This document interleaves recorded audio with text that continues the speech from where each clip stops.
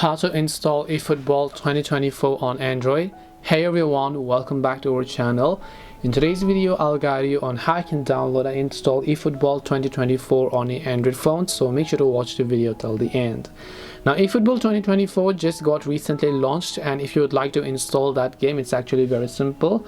Just head over to your Play Store and then in the search box go ahead and then basically type in eFootball over here. Once you go ahead and then type in eFootball, let's just say over here, just go ahead and hit the enter button.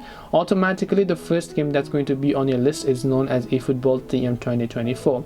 Now this is the best soccer game or football game that is actually ever made for your mobile device. There's also FIFA, but I don't think it's as good as eFootball, at least on the mobile version.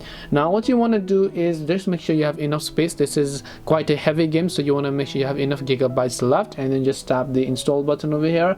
In my case I've already downloaded, so you can see I can just go ahead and then play it, but in your case you could not have already downloaded, so in that case you want to make sure to go ahead and install them accordingly. This way you'll be able to install eFootball 2024 on Android. Hope this video was very helpful. If you have got any questions, feel free to leave them down. Thank you very much for watching and see you in the next video.